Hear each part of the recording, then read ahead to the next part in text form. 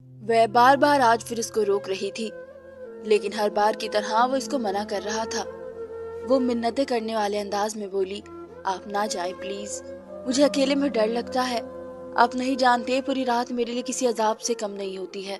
मैं आपसे रिक्वेस्ट करती हूँ, मुझसे अकेले नहीं रहा जाता। लेकिन वो हर बार की तरह मजबूर था। इसकी नाइट ड्यूटी थी, इसका जाना जरूरी था। वो उसके हाथ थामते हुए समझाते हुए बोला, मैं आ जाऊंगा सुबह होते ही।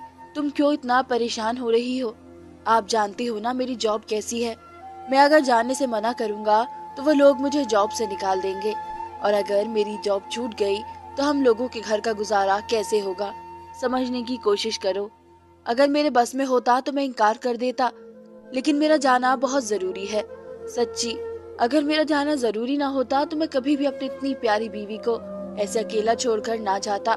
वो आज भी हर रोज की तरह एक ही बात बोल रहा था कि इसका जाना जरूरी है, और वह हर बार की तरह मासूम समूह बनाए नाकाम चीज को रोकने की कोशिश कर रही थी। लेकिन ना वो पहले रुकता था, ना इसने आज रुकना था। इसके बहुत कहने के बाद भी वह उसको रोता बिलखता छोड़ गया था। उसके जाने के बाद वो डर से कांप रही थी।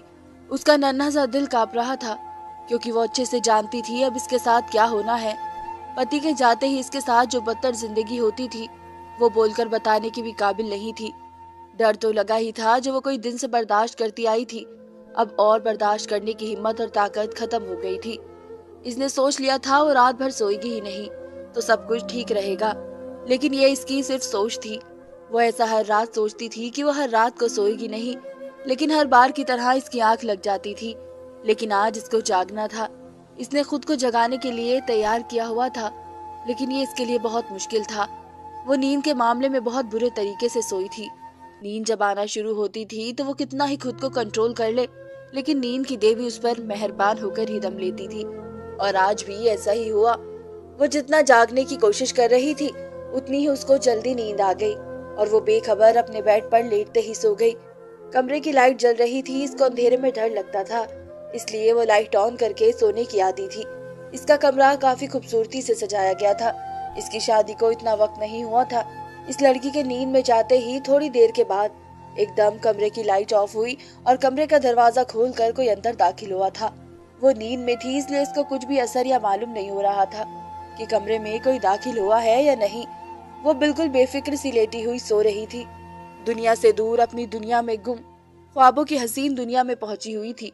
लेकिन इसको पता नहीं था इसको ख्वाबों की दुनिया से निकालकर कोई जहन्नुम में भी धकेलने वाला है। कमरे के अंदर दाखिल होने वाला कोई और नहीं, इसके पति का बाप यानी इस लड़की का ससुर था, जो इसके पति के जाते ही इसके कमरे में दाखिल हुआ था। वो कदम कदम बढ़ाकर उस लड़की के बेड के पास आया और उसके बेड पर जमकर बैठ गया। वो उसको बहुत गहरी नजरों से देख रहा था। वो काफी सिमट कर सो रही थी, खुद को बहुत अच्छे से ढक रखा था, लेकिन वो तो शिकारी था। अपना शिकार तो वो किसी भी जगह से हासिल करने में माहिर था। उन्होंने इसका चादर पर रखा हुआ हाथ अपने हाथ में लिया और इसको धीरे धीरे सहलाने लगा। वह ये भूल गया था सामने लेटी वो कोई और नहीं, इसकी बेटी जैसी बहू थी, जो इसके बेटे की बीवी है, और इतनी छोटी है इसकी शर्म बिल्कुल खत्म हो गई थी। वो रिश्ता भूल चुका था। इसको चंद मिनट ही हुए होंगे उसका हाथ पकड़े हुए। एकदम लड़की किसी बुरे ख्वाब से जैसे जाग गई थी, और सामने बैठे अंधेरे में भी इस आदमी को पहचान चुकी थी। इसने पूरी जान से अपना हाथ खींचा और चीखी थी, क्या कर रहे थे आप? शर्म नहीं आ रही आपको? वो साइड पर से लाइट जलाते हुए बोली। वो फौरन ही मेरा हाथ कसकर अपने हाथ में थाम कर कहने लगे, जब सब जानती हो तो फिर अनजान बनने का फायदा क्या? मेरा साथ दो इस चीज में, नहीं तो मैं तुम्हें बदनाम करके अपने घर से निकाल कर बाहर कर दूंगा। जानती हो ना मेरा बेटा मुझसे कितना प्यार करता है। ज्यादा बकबक की तो सीधा तलाक दिलवाऊंगा। अपने ससुर की इस बात से इसका दिमाग घूमता था और इसका हाथ उठा था और उनके सीधे गाल पर छाप छोड़ गया था। ससुर ने गुस्से में इसके बाल पकड़े और इसका दुपट्टा खींचकर दूर फेंका। मेरी उम्र अभी महज सिर्फ 16 साल है। मेरी शादी बहुत कम उम्र में कर दी गई थी। यह हमारे गांव का रिवाज था कि यहाँ शादियाँ बहुत जल्दी कर दी जाती थी। मेरी शादी को 2 साल हो गए थे, लेकिन ये 2 साल मेरे लिए किसी नर्क से कम नहीं थे। पहले तो मेरी माँ और मेरे बाबा इस शादी के बहुत खिलाफ थे, क्योंकि वो चाहते थे कि मैं थोड़ा पढ़ लिख लूं, इसके बाद मेरी शादी की जाए। लेकिन मेरी दादी और मेरे चाचा की जबरदस्ती की वजह से मेरी शादी जल्दी कर दी गई थी। मैं भी शादी के हक में नहीं थी, मगर मेरे इनकार का कोई मतलब ही नहीं था। मैं जब शादी होकर अपने ससुराल आई थी तो मेरी सास का देहांत बहुत पहले ही हो चुका था। मेरे ससुराल में सिर्फ मेरे ससुर और मेरे पति ही रहते थे। मेरे पति एक पढ़े लिखे इंसान थे। वो मुझसे बहुत प्यार करते थे, मेरा बहुत ख्याल रखते थे, बिल्कुल बच्चों जैसा मुझे ट्रीट करते थे। मैं अपने पति की बहुत लाडली थी। जिस तरीके से मेरे बाप ने मुझे बहुत प्यार और लाड से पाला था, इसी तरीके से मेरे पति भी मेरे सारे लाड उठाते थे। उन्होंने तो मुझे ये तक ऑफर की थी कि मैं अपनी पढ़ाई जारी रखूं, लेकिन मैंने इनकार कर दिया था क्योंकि मैं अब आगे नहीं पढ़ना चाहती थी। मुझे पढ़ने का शौक बहुत था, लेकिन बस घर की जिम्मेदारियों ने मुझे ये करने की इजाजत नहीं दी थी और मैं बहुत थक भी गई थी। मैं अब अपनी शादीशुदा जिंदगी को एंजॉय करना चाहती थी, ना कि अपने आप को पढ़ाकर उदास करना चाहती थी। जानती हूँ मेरी ये सोच बहुत अजीब है, लेकिन मेरी जिंदगी का यही असूल था। मैं एक वक्त में सिर्फ एक ही काम कर सकती थी, या तो मुझसे पढ़ाई करवा लो या फिर मेरी शादी कर दो। लेकिन उन्होंने मुझे काफी बार फोर्स किया था, लेकिन मेरे बार बार इनकार करने पर वो चुप हो गए थे। लेकिन उन्होंने मेरी बात का कोई बुरा नहीं माना था। जैसे वो मेरे साथ पहले थे वैसे ही अब थे। इसकी वजह से मैं अपने पति के साथ बहुत खुश थी, क्योंकि वो मेरा बहुत ख्याल रखते थे, मुझे बहुत प्यार करते थे, कभी ना डांटते थे ना मारते थे। जबकि हमारे गांव में एक रिवाज बहुत खराब था, अगर औरत से कोई गलती हो जाए तो इसे भेड़ बकरियों की तरह ट्रीट किया जाता था। लेकिन मेरे पति सबसे अलग थे, वो सब जैसे नहीं थे। वो एक पढ़े लिखे इंसान थे। पढ़े लिखे तो बहुत होते हैं, लेकिन उनमें से कुछ इंसान होते हैं जो मेरे पति थे। मैं कोई गलती कर दूं तो प्यार से समझाते थे। मैं उनके साथ काफी अच्छी जिंदगी गुजार रही थी। मेरे पति की उम्र भी ज्यादा नहीं थी। मैं 16 साल की थी और वो 20 साल के थे, जिसकी वजह से हम दोनों की बहुत जल्दी ही मंगनी हो गई थी। जब मेरे माँ बाप ने मुझे मेरे घर में खुश देखा तो वो लोग भी शादी के लिए राजी हो गए थे और बहुत सुकून से हो गए थे कि उनकी बेटी खुश है। मगर उन्हें मालूम नहीं था ये खुशियाँ नकली है। लेकिन मुझे अंदाजा नहीं था कि शादी के कुछ दिनों बाद ही मेरी जिंदगी नर्क बन जाएगी। जिनको मैं अपना बाप समझती थी वो मेरे साथ ये सब करेंगे। मुझे घिन आती है उन्हें अपना बाप समझते हुए भी। अब मैं सच बताना चाहती थी अपने पति को, लेकिन मैं कुछ भी उनको बताने से डरती थी, क्योंकि वे अपने बाप से बहुत प्यार करते थे। ये बात सच है, क्योंकि उनके बाप ने उनकी माँ के मर जाने के बाद उन्हें बाप और माँ दोनों बनकर पाला है। उनकी हर जरूरत को उन्होंने पूरा किया था। वे कैसे अपने बाप के खिलाफ कुछ भी मेरे मुंह से कोई बात सुन लेते। अगर मैं उन्हें कुछ भी बताती तो वो मुझसे ही दूर हो जाते और मेरी बात पर यकीन नहीं करते। और मैं ऐसा कुछ भी नहीं करना चाहती थी कि मेरे पति मुझसे दूर हो जाए, क्योंकि मैं उनका ऐसा रवैया बिल्कुल भी बर्दाश्त नहीं कर सकती थी। बाप के बाद अगर मैंने किसी से बहुत ज्यादा मोहब्बत की है तो वो मेरा पति है और कोई नहीं। मैंने अपनी जिंदगी में पहले मर्द यानी मेरे बाबा से बहुत मोहब्बत की है, और अगर कोई दूसरा मर्द मेरी जिंदगी में आया है तो वो मेरा पति है, जिसको मैंने बेहद प्यार किया है और उनको खुद से जरा भी दूर नहीं कर सकती। क्योंकि मेरी आदत ही ऐसी है कि अगर कोई मुझे जरा सा डांट दे तो मेरे आंसू नहीं रुकते, और जिससे मैं प्यार करती हूँ अगर वो मुझसे जरा सा भी नाराज हो जाए तो वो मुझसे बर्दाश्त नहीं हो पाता। इस वजह से मैं डर जाती थी कि अगर मैंने उन्हें कुछ भी बताया तो उनका रिएक्शन क्या होगा। इसलिए मैं पिछले 2 सालों से इस बात को छुपाए बैठी थी। लेकिन मैं अब उन बातों और उन चीजों से बहुत तंग आ गई थी। मैं अब थक चुकी थी। उन चीजों और बातों से मैं रातों को और नहीं जाग सकती थी। अब मेरे में इतनी हिम्मत नहीं थी कि मैं सारी सारी रात जाग कर गुजार दूं। डर और जिल्लत के मारे रातों को जागने की वजह से मेरी तबीयत बहुत खराब रहने लगी थी और दिन भर भी मुझसे कोई काम ढंग से नहीं होता था। मैं दिमागी टेंशन का शिकार हो गई थी। मेरे पति मेरी ऐसी उलझी हुई हालत और बिखरा हुलिया देखकर अक्सर मुझसे पूछते थे, तुमको क्या परेशानी है? लेकिन मैं इन्हें कुछ भी नहीं बता सकती थी, क्योंकि इनका बाप एक बहरूपिया था। वो बेटे के सामने मेरे साथ इतने अच्छे तरीके से पेश आते थे कि मेरा पति भी बोलता था कि बाबा तुमसे बहुत प्यार करते हैं, तुम्हें बिल्कुल अपनी सगी बेटी समझते हैं, तुम बहुत खुश नसीब हो कि तुम्हें ऐसा ससुराल मिला है। और मैं खामोश हो जाती थी। मेरे पास बोलने के लिए लफ्ज ही नहीं होते थे। मैं किस तरह से अपने पति को समझाती कि इसका बाप एक भेड़िया है जो तुम्हारे जाने के बाद ही तुम्हारी इज्जत को रोनने की कोशिश करता है।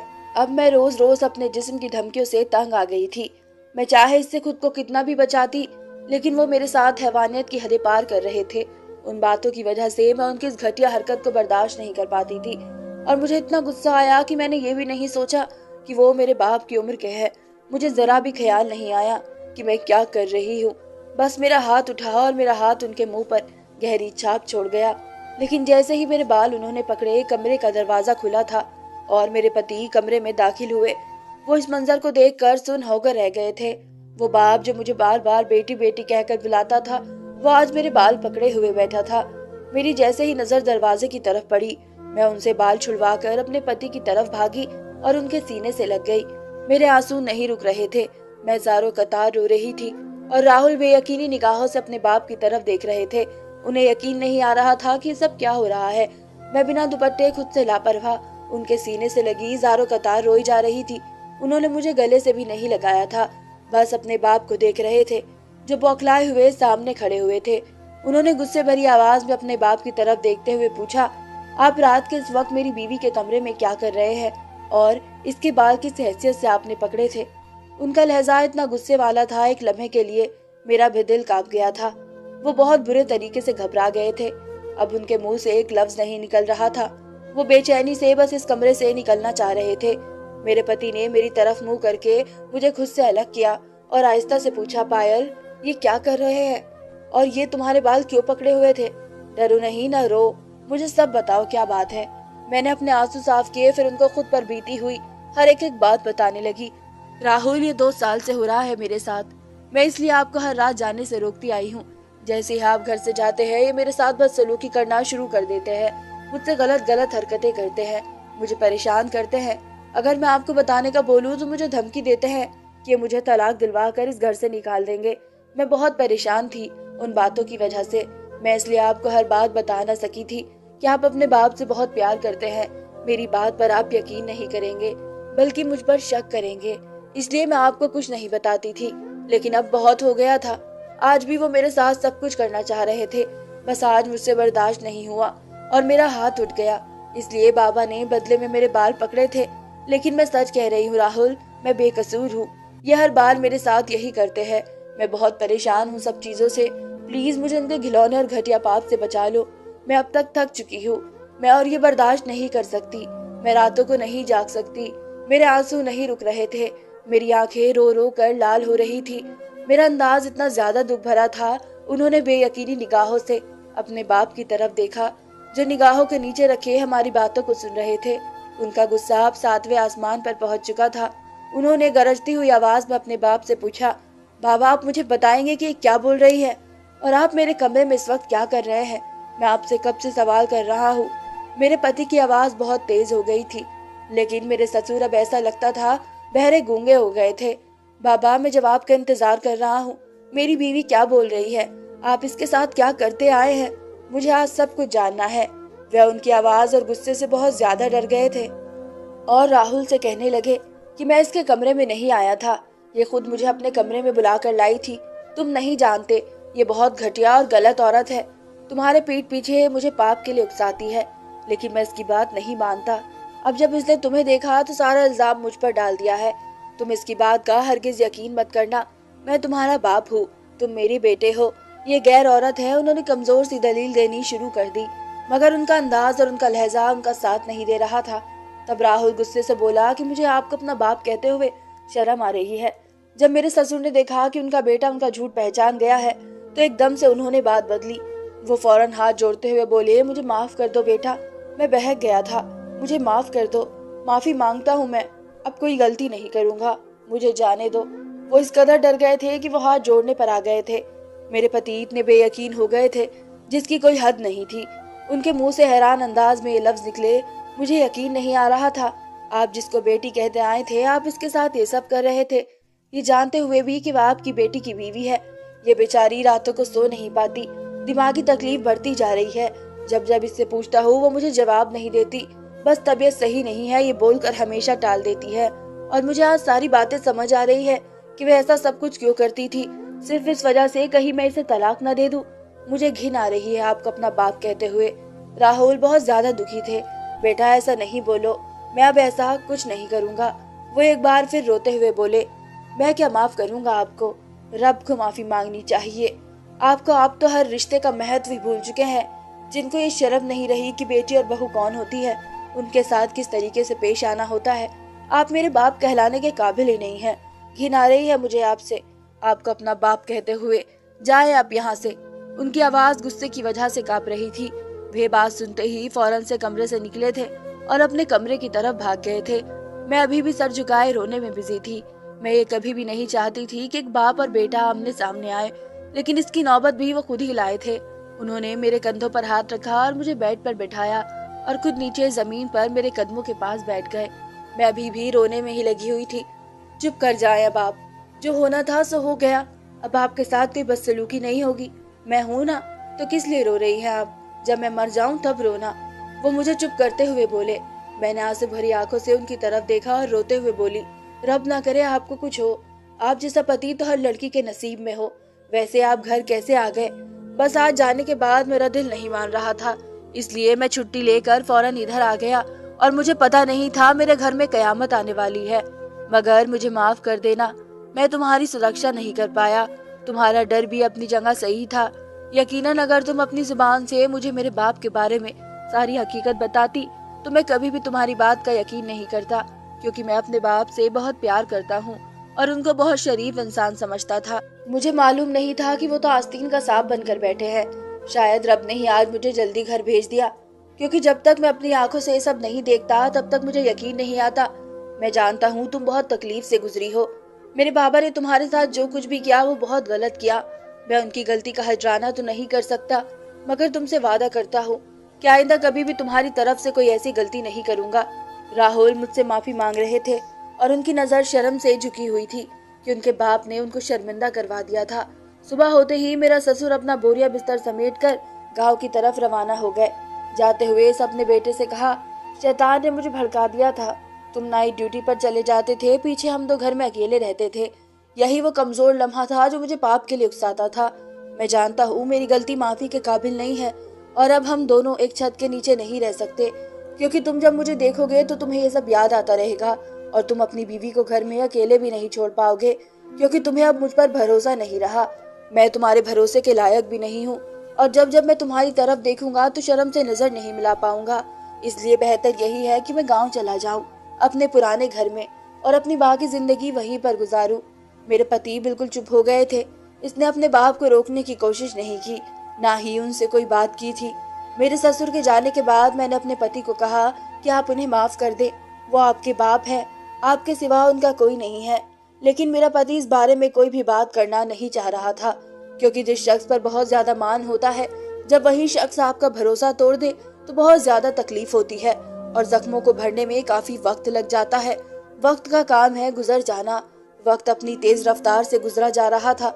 मैं एक बेटे की माँ भी बन गई थी, लेकिन इस वाक्य के बाद मेरा ससुर कभी भी पलट कर वापस नहीं आया था।